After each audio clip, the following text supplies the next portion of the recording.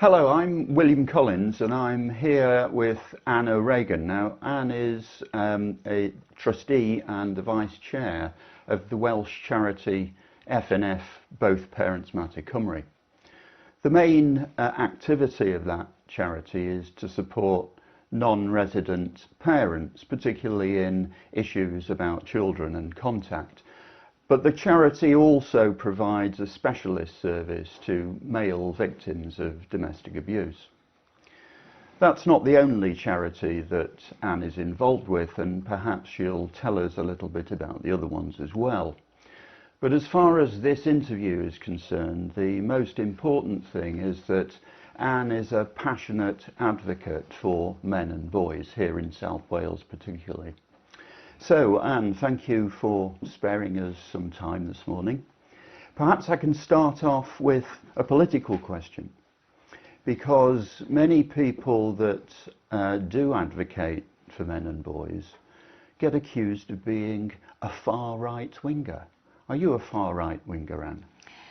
That's a very interesting question, William, because I'm a member of the Labour Party. I've been a member of the Labour Party for a long time. But I can understand where you're coming from. I've been a delegate in many a feminist organised conference, and being the only one that would stand up and talk about men and boys issues, I've been called a few things, but brave being one of them. I've never heard them call me far right as yet. My husband reckons my politics may be centre-left. Very good. Now, let's get down to the charity, BPM Cymru, as we call it for short. Can you tell me what... well, let's start off with the service users, shall we? What are the service users typically of that charity? Typically men. Typically fathers, married fathers. We get some grandmothers, we get some mothers, but it's mostly men that come to our charity. And what do you personally do? What is your role in the charity, and what is the charity's role as a whole in terms of supporting those men? Well, my role, I'm an emotional support volunteer, or as a buddy as we call it now. I've been that for quite some time. I've sort of helped to facilitate the solicitor when they want to see the solicitor. But the emotional support side of it is when they come in, I meet and greet, register them. And once then we've got a few minutes, I try and talk to them, try and give them confidence to share their story if they can. Sometimes they're in such a state they can't even attend the full meeting, that they need to stay outside that. So it's yeah, we get them service users that are angry, that are emotionally wrecked, that are just so very sad and very desperate. What's causing this reaction in these men? Well, I think that the system is failing. The system is failing badly. I mean, they first when they separate, I think it comes as a complete shock to them that they can be denied contact with the children that they love. They try so many things. They try mediation, and mediation is often refused by the other partner, and they try family members. They come to us usually when they've exhausted all other avenues, and which is sad, because it would be good really to get them a lot earlier, so we can make them more resilient and I think the professionals, once CAFCAS, social workers get involved, it's really disturbing on how they. Initially I thought like CAFCAS were there to sort of fact find and make sure that the children are safe. But the meetings that I've sat in on don't come over like that at all. So for the sake of viewers that aren't immersed in these issues, CAFCAS, what's that? Children and Family Court Advisory Services. So it's they initially, once they make an application to family court, they will contact both parents. It's usually the resident parent that they go to first. So they come to interview the non-resident parent with preconceived ideas. I from my opinion, and I've sat in on a few. So it's not a good start for the non-resident parent. So we'll come back to the sort of services, but in terms of the operation of BPM Cymru, what services and support are offered by the charity to these men? Well, we offer an awful lot of support. We've got a drop-in service for male victims of domestic abuse. That's one of them. We can make applications for legal aid if they fit the category. We emotionally support them. We monitor their well-being, and they're given a contact that they can ring, and we can check on them. That's what you meant by the buddy scheme. Yeah, the buddy scheme. Yeah, it used to be called just emotional support, and now we calling it the buddy scheme. And so many of these men are self-harming. I'd say that they're in such a state, they're so desperate to see their children. They are threatening. They're threatening themselves. It's awful. It's How important would you say the emotional support element is, and what sort of state are they in? Terrible state. I mean, we've seen. I remember one of the meetings where there was a soldier came in with his mother. His mother was smaller. He was about 6'6", very, very well, and he was sobbing. His mother was holding him. He was absolutely sobbing. I mean, it was just trying. I had to move him away from the group. I had to get a regional manager to go in initially. And we see people like that. We've seen people in all emotional states, and some very, very angry with. They just cannot believe how the system is set against them having contact with their own children that they love very much. And how does that process work? How is the system set against them? It's well, as I said, I think from the initial, from that first meeting, I just with CAFCAS, I just wish I could sit in on every one of them. Because the service users are very, very emotional. They offer far too much, far too much. They're given a question and they'll go on and on and on, and sometimes incriminate themselves, which I think, whoa, please stop now. I mean, it's not. They ask very, very leading questions, how many units do you drink in a week? This is what CAFCAS says, is it? I mean, have you ever smoked weed and things, and I mean, I would say, is this relevant? Where are we going? I think some of our service users need training before they have their first meeting, or certainly need advocacy, before that, that first meeting. Are these professional social workers we're talking about? Yeah. Yeah. Okay. Yeah. And are these exchanges recorded in any way? Oh, that's a huge topic. I'm absolutely furious because I've attended so many, and the first thing they say is, "Are you recording this meeting?" They certainly frown upon any form of recording. There is no transparency. There is no accountability, because I've sat in a meeting and listened to it all, and then I've seen the report, and the report is nothing like what was said in the meeting. I mean, some of the reports I find the language they use is extremely offensive. I mean, I can give you an example of that.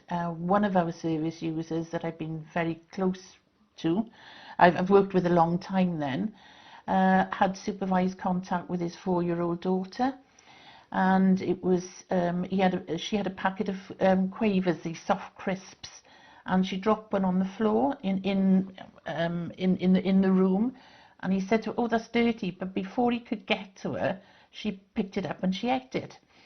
And in the report, it was he allowed her to eat off the floor like a dog. And that, I complained about the offensive language, and it's just continued, and it's lifted from one report to another. It's not taken out.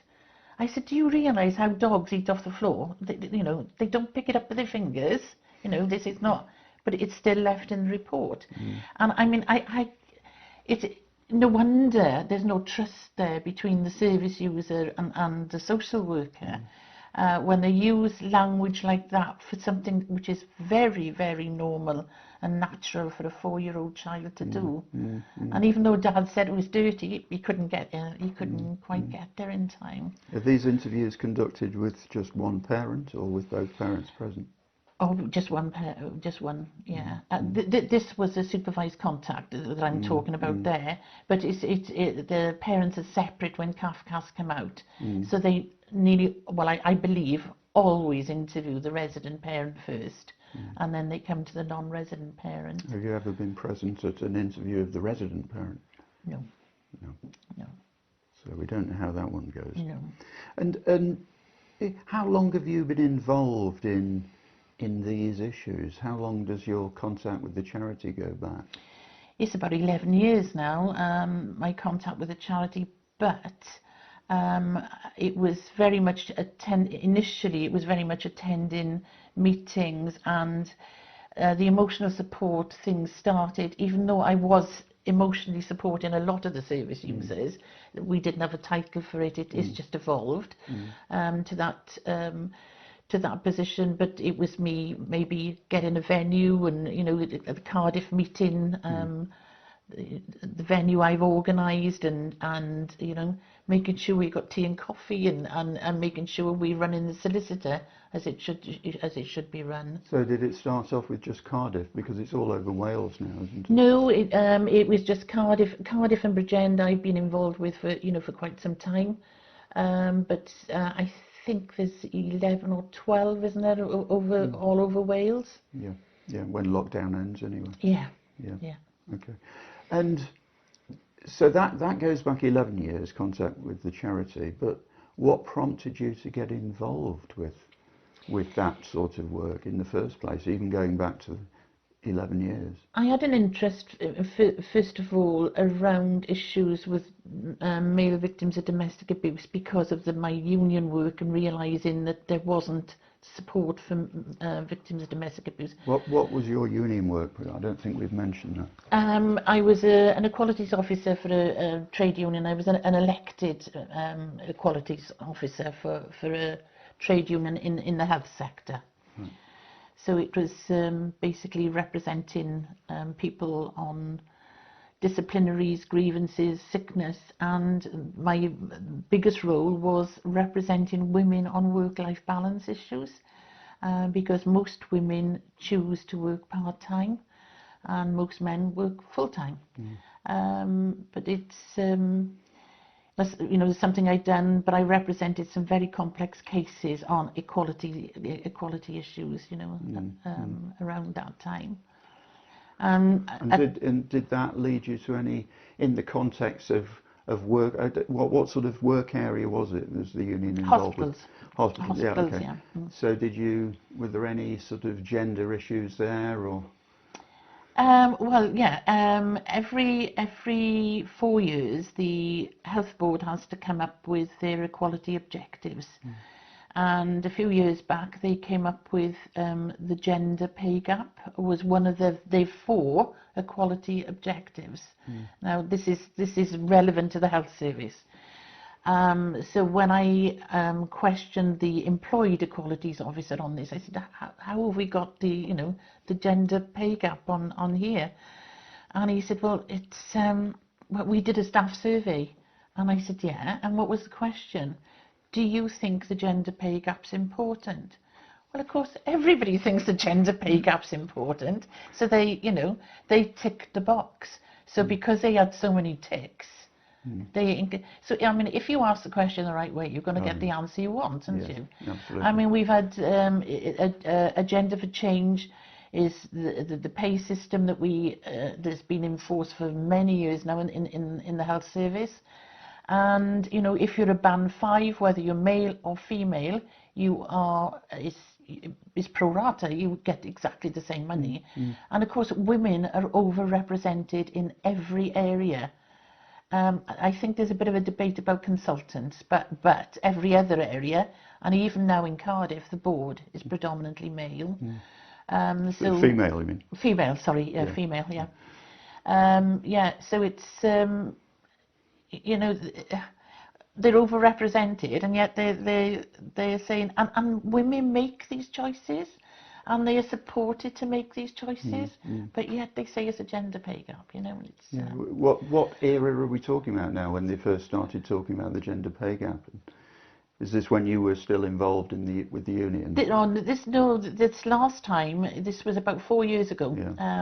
4 years ago, but because of the other organisations I'm involved with, and I think I've mentioned Diverse Cymru, this is where people with protected characteristics then can get their voices heard. And I fit the category because I'm a woman and because of my age. So I get in there, and it's good. It's a good because they get speakers that you're allowed to question, and one of them was the Equalities Officer from the Health Board. So this is Diversity Wales, is it? Diverse Cymru is called. Cymru. Diverse Cymru. Yeah. So perhaps we just go. We've deviated from where we were, but I'll come back to that. Perhaps we just go off into your other charity involvements, and not just charities, but the other sort of bodies like Diverse Cymru that you're involved with. Can you give us a quick summary of those interests? Yeah, Action in Cairo and Neely, ACE. I'm a trustee there as well. And what's their work? They health and well-being, community cohesion. They've done a wonderful work during the lockdown. I mean, they've been very supportive of people that have been isolating. They run courses, and they try and get people into employment. They got advice on benefits, utilities. It's a wonderful organisation. I'm proud to be part of it. It really is pulling the community, working well with the community, consulting the community, and really sort of pulling them together. And that's very local, I notice. It's just this area in Cardiff. Yeah, Cairo and Neely. Yeah. And we're fortunate enough to be able to use their building for our Both Parents Matter meetings as well. Right. So that's ACE. I'm a co-opted member of the Community Health Council, which my interests have been in health for a long time. So we pay visits. We are the patient's voice, really. Pay visits to surgeries, dentists, anything to do with the NHS. Get people's opinions on what the service was like, what their treatment was like. Were they happy with everything? So we collect data, feedback. We consulted on new services that could be started, and it's again that's a very good opportunity to get your voice heard, and because I keep saying, what about funding for men? What about Do you see gender issues in that context? Yeah, health-wise, yeah. I mean, we know that more men die of prostate cancer than women of breast cancer, yet the funding is way tipped over to towards women. It's and you're also involved in something called elder abuse, aren't you? Yeah, I sit on the Elder Abuse Forum, and this again is an opportunity. The first time I sat around the table, I hardly heard men mentioned at all. It was all about the victimhood of women, And what Women's Aid have run campaign after campaign on elderly women and how they have difficulty accessing services, but we don't hear anything about men. But now we do. It's changing, and it's in the last meeting, it was very good to have a lady that I was looking at her video last night, Sally. Yes. This is Sally Ann Burris. That's right, yeah. She attended this forum as well. So I actually had someone else who was speaking on, what about men? Where do they go? If they disclose that they're victims of older men, they're not believed. So where do they go? How can they ring the helpline when everything on the helpline is regarding women? It's not welcoming to men. They're not trusting the service that they're seeing.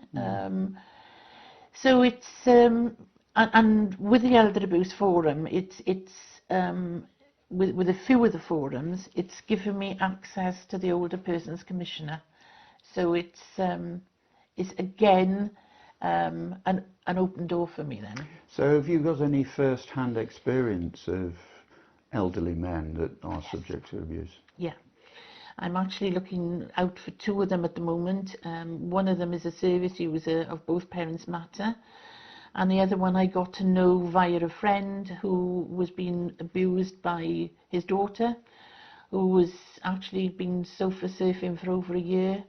78, he's got health problems, and we've now got him settled in a flat, and things are really changing for him, and he's absolutely overwhelmed, by his situation at the moment. But I see it quite a lot. I mean, because we talk about domestic abuse, we think about domestic abuse then as just being partner abuse, but it's not. No, it's any member of the family can be abusive. It can be your son, your daughter, it can be your grandmother, it can be any member of the family. But we've just focused on partner abuse. Yeah. Well, it's distressing that elderly people are subject to the same problems and the same discrimination as younger people. Absolutely. Perhaps we can come back to how you got involved. I mean, we detoured onto your history of being a equalities officer in the union, so you've clearly had a professional interest in equalities for a long time. But how did you get involved, and medical issues as well, goes back a long time. But how did you get involved, or how did your interest start, specifically in men and boys and specifically in issues about parental separation? I think that was when my son and his wife split up. It was, that it's very personal. It's they were married for 15 years, 3 children, and I just couldn't believe the outcome there. I couldn't believe how quickly alienation could happen.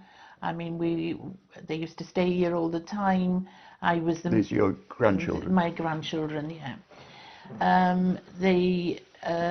I would look after them for mum and dad to work. They'd holiday with us. They never asked to go home. They were absolutely, really, really happy here. Three children, did you? Three children, yeah.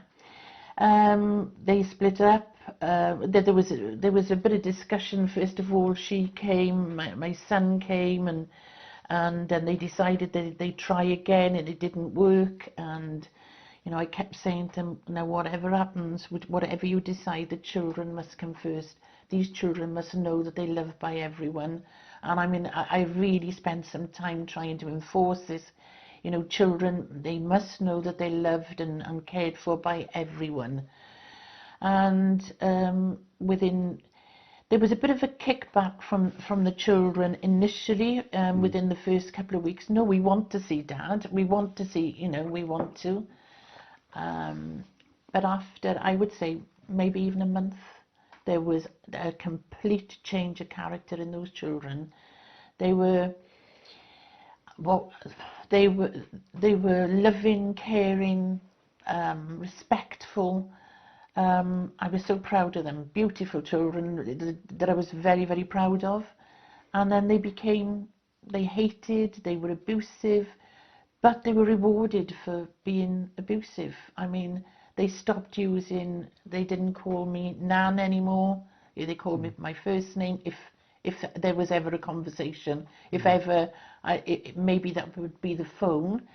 And they were calling my son by his first name.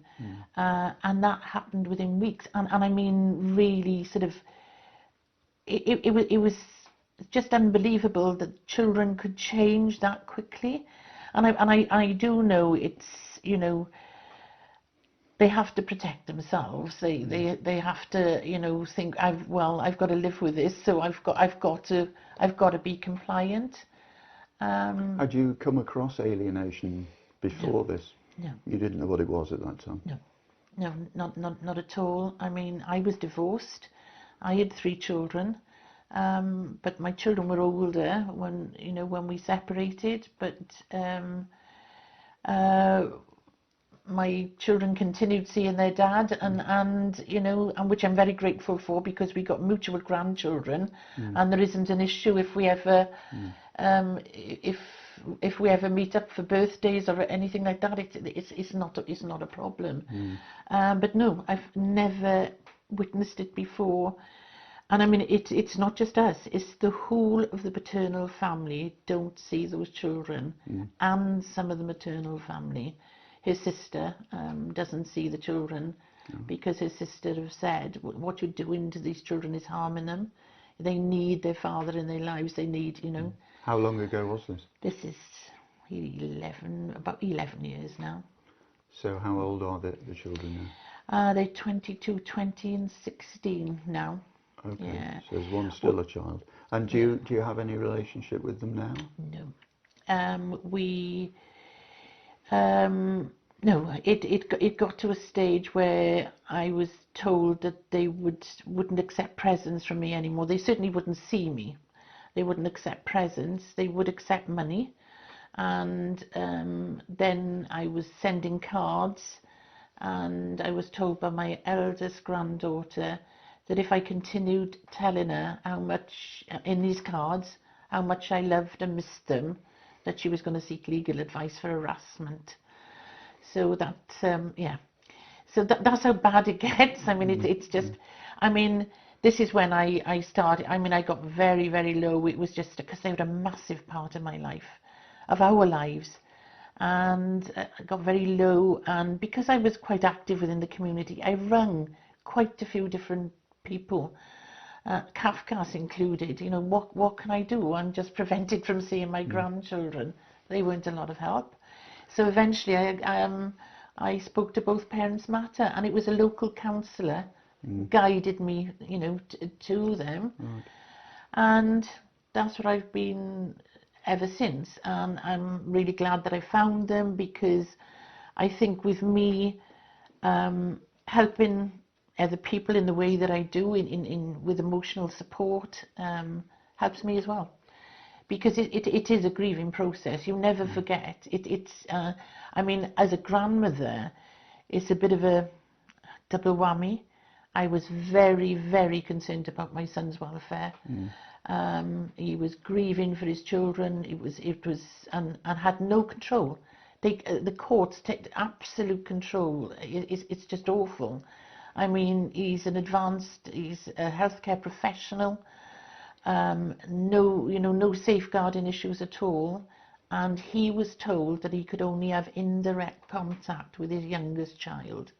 And indirect contact means he can write to her. Yeah. And of course, he would never know whether she got the letter. And did that ever change, or did it remain? It's remained much the same. There's been a couple of episodes where she's asked or contacted him. She was poorly at one time and wanted to see her dad, and he did. And then she asked, could she meet him at school, and there was someone there from the pastoral team at the school to supervise. And this is only one of the children. This is the youngest one. The youngest one. The youngest one, yeah. But the eldest one is at a work placement in the area that my son works. And whilst she had the work placement, was absolutely fine and dad and, you know, polite, and as soon as she finished it, she was back to the way she was. Do you see your experience reflected in the service users? Absolutely, absolutely, especially grandparents, because you know, grandmother, and it's usually grandmothers. We do get a couple of granddads, but it's mostly grandmothers come. And my experience, and the experience of my son, I see, you know, reflected regularly. I mean, when I think it can't get any worse, it does. I've always got tissues at the ready in all the meetings I go to, you know, because it's terrible. I mean, men are so vulnerable these days to malicious allegations.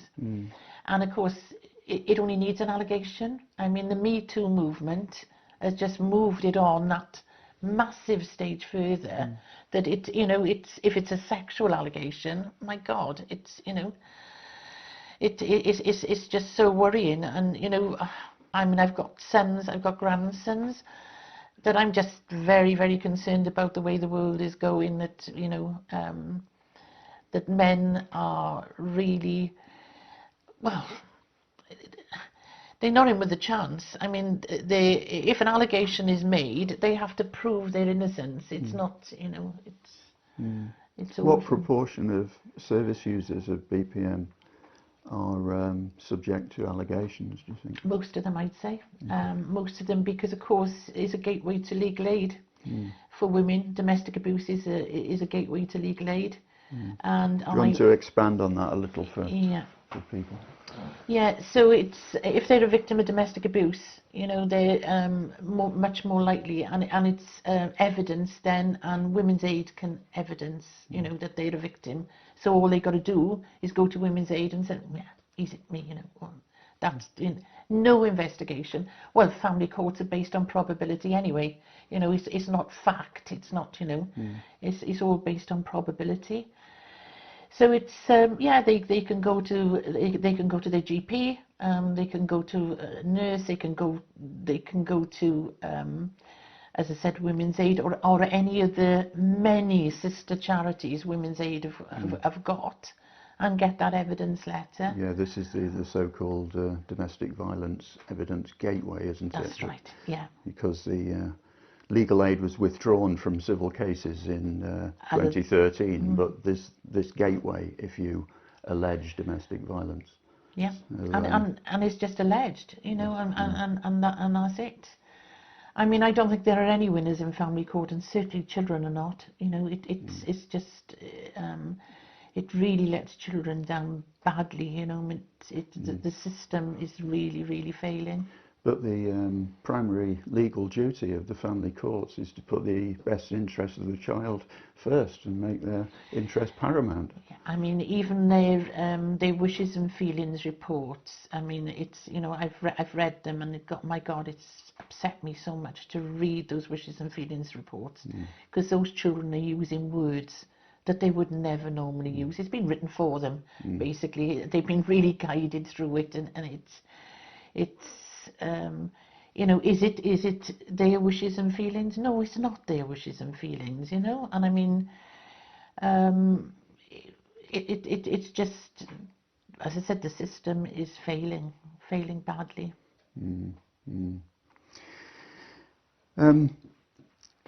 Yeah, you mentioned sitting in on meetings with CAFCAS. Can we just return briefly to statutory services then generally, and what role they play in this whole process? Well, CAFCAS, I've sat in with social workers as well. I've gone to LAC meetings, which is looked after child meetings, so it means the child is in foster care or whatever. And again, those meetings are, you know, I mean, it's they're not helpful. It's always challenging the non-resident parent. They should be there the LAC meetings are to get the non-resident parent up to speed with the development of the child, with what's happening, where they are education-wise and health-wise and all that. And the ones that I've sat in are not like that at all. It's I mean, I've got one service user that's got a looked after child, and it was last January that he had any contact at all. How do they end up being looked after? I mean, this usual scenario is there's a resident parent and a non-resident parent, and yet how do they go from that to being a looked after child? Right. Well, this particular service user, the mother of his child was mentally ill and seriously mentally ill, and has a history of mental illness during pre and postnatally then. And she assaulted him, which is in the court records. I've seen it. And he tried to pull away, and she fell back and cut her head. So he ended up being deemed the perpetrator of domestic abuse. She was extremely vulnerable because of a mental health condition, and they ended up then taking the child into care. Was the child placed with the mother initially in that case? Yeah, the child was with the mother. The father was made to move out, and he was the main support for the mother.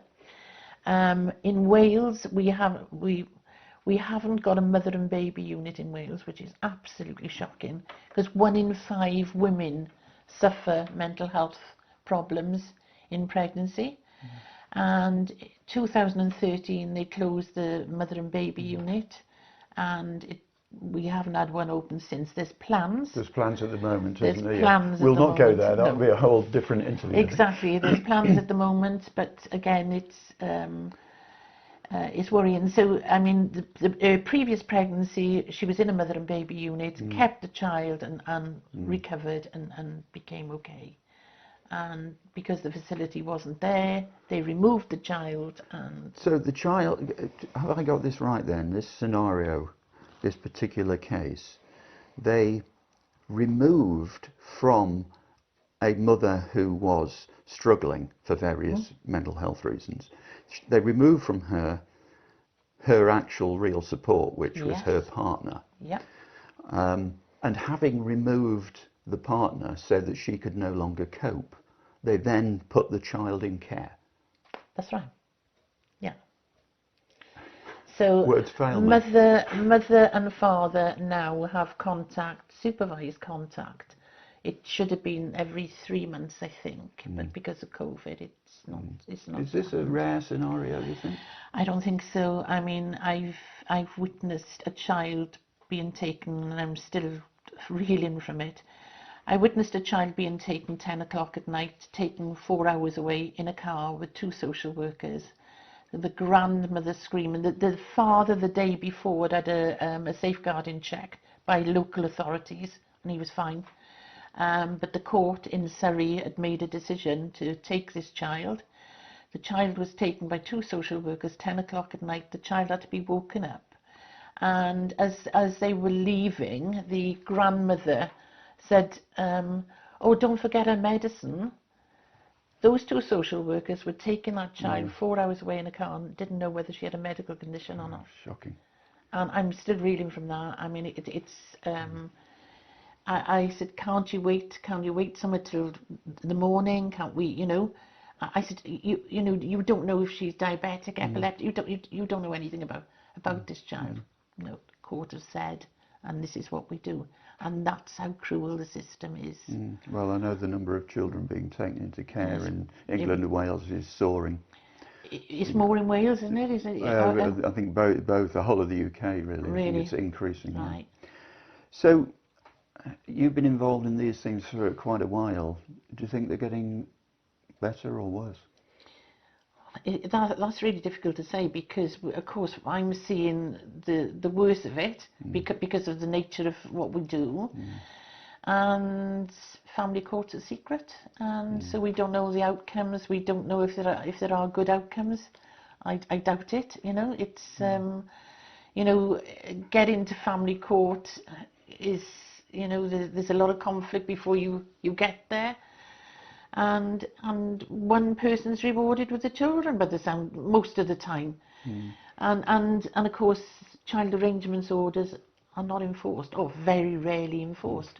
So even if you've got a child arrangement order, is it worth the paper it's written on? You know? Do you think the ordinary man and woman in the street that haven't themselves been through separation are aware of these issues? No, I don't. I really don't, because I had no idea until my son, no idea. And I can, you know, when we talk about parental alienation, it's you explain it to people, and somebody always knows someone that's been through it. You know, when you talk it through. Oh yeah, my cousin went through that. You know, I mean, I think it's. Is it getting worse? I think it's happening more often because more couples are splitting up. You know, divorce rates are,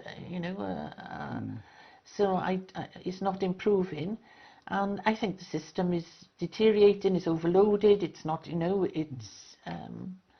What would you say to people who argue that there's no such thing as parental alienation, and it's actually just a ruse used by abusive fathers to detract, deflect attention from their own abusive behaviour? There's a lot I'd like to say, but I can't say. This, you know, I mean, I've seen this, you know, coming from Women's Aid and sister organisations, you know, and but what about people like me? What about the mothers that it's happening to? It's not anything to do with gender. It's a behaviour. It's a behaviour that, you know, people use and weaponise their children and harm their children. I mean, if you look at the adverse childhood experiences, you know, this is way up there on the scale. You know, about, you know, both parents not being involved in their lives, and I mean, messing with their minds, as I say, when they taught to love and respect, and then rewarded for the absolute opposite. It must be, their poor little minds must be just. Do you think it has a long-term effect on them? Oh, it definitely does. Definitely does. I know, you know, personally, it definitely does. You know, it's. Well, we've been talking for quite a while, but there's one other topic that we haven't addressed, which you might like to tell us something about. That's in 2017, with the assistance of your then Assembly member, you made a complaint to the EHRC, the Equalities and Human Rights Commission. I did. Can you tell us something about that? Right. First of all, my AM is the First Minister, is Mark Drakeford. Although he wasn't at that time, was he? No. Oh, was he? No. I think it was just before, yeah. Right, you know, he was finance then. It was, yeah. So yeah, I went along, and it's because I was supporting a service user one day, and he was very traumatised by what had happened to him, and I rang the Live Fear Free helpline. And the lady that answered the phone to me, I said, oh, first of all, I'm ringing on behalf of a man. He's with me now, but he's very traumatised, and he wants, you know, he'd like some advice. And she said, oh, a man? I said, yes. I said, you do support men? Oh, just a minute, she said. This is the Live Fear Free. Don't they? Aren't they behind the Dean project? Well, Safer Wales. Safer Wales, yeah. So this is Women's Aid, I think, is Live Fear Free. Right, sorry, yes, so I'm getting the two confused. So she said, oh, just a minute, I need to go and check with my line manager. So she comes back and she said, yeah, we actually do support men. I said, great, okay. So I said, can you tell me then, do you send them to the Dean project? Where do you send? Oh, just a minute, I need to speak to my line manager. So off she trots again. So she comes back. My line manager said the man needs to speak for himself, she said. And I said, what? I said, he's extremely emotional. And I said, so you can't help by speaking to me? No. So I went to a conference and I relayed this. I was sat in the front, ready to get a question answered. What conference is it? This was could have been the Elder Abuse Conference. Yeah, okay. Because as I said, the chair was very good at pulling me in to ask questions. So I relayed this in the. Or it must have been somebody new on the phones. It must, it must have been, and so it went. Yeah, it went on from there, and I can't. Where were we going then? 2017. So I realised then that men weren't being supported in the right way, and so went to Mark Drakeford and said, look, I'm very concerned that women are being believed and men are not. What happens when a man phones the Dean Project? Because the Dean Project is the Welsh, or at least the Cardiff, service for male victims of domestic abuse. At least notionally it is. It is. Yeah. What happens when a man phones them? Does he get the same reception? Or, no, there's a tick list then. So they go through a questionnaire, and if you get so many ticks in the one column, then you are actually posing as a victim. This is the so-called respect toolkit for use with male victims. Absolutely. Yes. So you could ring as a victim, but you could end up as the perpetrator, because I mean, these things are have you ever retaliated? Have you ever raised your voice? Things like that. Could it possibly be turned around to be your fault? Absolutely. Is there any way we can do this? Yeah. But saying that, I've gone to the Dean Project with a service user, and there was a lady there this time who said, I'm supposed to do this, but I'm not going to do it. This man was already deemed high risk, at risk anyway. So I went to Mark Drakeford with all this information, and he said, right. He said, I said, this is discrimination. I said, I've looked at the equalities and human rights policies and protocols, and this is discrimination. And of course, Mark Drakeford would be aware of your background as an equalities officer in a union and a long-term Labour Party member, and of course he's Labour. Yeah. Yeah. So he wrote then to the commission. And what they came back with, first of all, was a gift. I mean, I just absolutely loved it, because I don't think you've mentioned this before. It came back saying it is essential to screen men because of statistical probability. You haven't seen that document? I don't think I've seen that So one. this was the first one that came back, and I thought, what a gift! I was really over the moon with this. So. I went back to Mark. I said, since when then has the Equalities and Human Rights, started supporting the majority, not the It's incredible. It's incredible, isn't it? It's unbelievable. Not the minority. I mean, it's supposed to be about supporting minorities, if anything. Exactly. So what's happening here, Mark? You've looked at the policies, and this is what they've put. Yeah. He said, oh God, and he was really taken back. I said,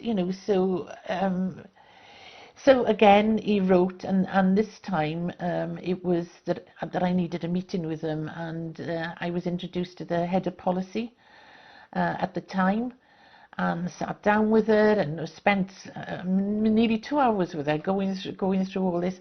Yeah, but Anne, it is, they are the. I said, no, victims are victims. Now they all feel pain, they all bleed, they all feel shame. So tell it. So, right, okay, right, I've noted down what you said, and I'll take this back to the legal department. So it goes back, and it was months, and I'm on the case all the time, because I'm a bit like that. I don't let things go. So I kept ringing, where are we, what's the response? So eventually, I think Mark wrote again, because I said, look, I'm not getting anything from them. Yeah. So I think he prompted them again. Yeah. So it was, they came back with then, this is far too complex for our legal department to deal with. So we are going to commission a barrister, an expert barrister on human rights. So they did, but they wouldn't let me present my case. I didn't know who the barrister was. I didn't know what case that they were going to present, what they were going to offer to him or her, to look at. So I went back to Mark Drakeford again. I said, this is ridiculous. I can't present a case when I don't know what they're presenting. So he wrote to them again, and I was allowed to see what they were presenting. So in the end, the barrister came back and said, yes, it is direct discrimination. It is. But then nothing's changed, because they've then sort of said that, because of course I was very aware, because I sit on lots and lots of different groups, and said, but that is direct discrimination now to do that, And they came back and said if it was a single sex service, it was okay not to believe men, really. Yeah. So you can't any given service, if it addresses both male and female victims, does, according to that ruling, have to treat them equally. Or otherwise they'd be risking, a case against them under the Equalities Act 2010. But you can wriggle out of that if you're a single sex service provider, and two different service providers, one providing services to men, one providing services to women, need not deploy the same process. So the Dean project, only dealing with men, can deploy the toolkit for use with male victims, i.e. 17 questions asking, are you really the perpetrator? But Women's Aid and other women's services can just believe the victim, and that is deemed at the present time to be legal. Absolutely, and it's shocking, and I'm still looking at another angle to attack it from, but I haven't come up with anything just yet, because I'm sure it is still discrimination, because victims are victims, I mean, it's And we've been going quite a long time, so I think we better bring it to an end, but it's been a pleasure to talk to you, and I'm sure the viewers will find what you have to say very enlightening and harrowing but enlightening. So thank you very much for your time. Thank you. I would like to say just one more thing, is that I've had no formal training really. I mean, I've done a little bit of equalities work with Unison, but my first meeting was with the then First Minister politically, that was Rodri Morgan, and it was over somebody that had been trafficked here and left in the sticks, and he eventually broke into a house because he was hungry. So I thought, my God, this man is a victim. He's not. He was in prison. Nobody could understand. He was Moroccan, and he spoke Berber, and nobody could understand what he was speaking. So I was on the case there. So I went to Rodri Morgan, and I sat down with him and sort of talked him through it.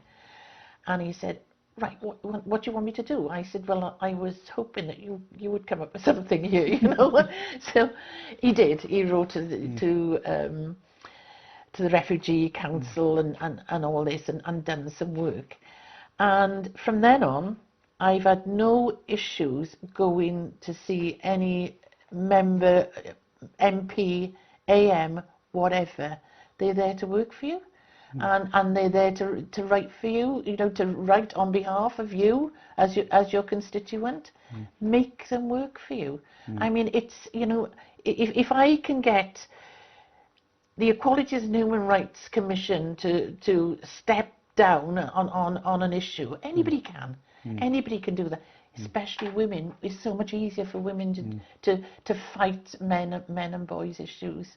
And it would be good to see a lot more women involved in this. I think we're beginning to see just that. I mean, you mentioned Sally Ann Burris, and there's many others. So I think so. Thank you again for your time. That's a good note on which to end, I think. Thank you.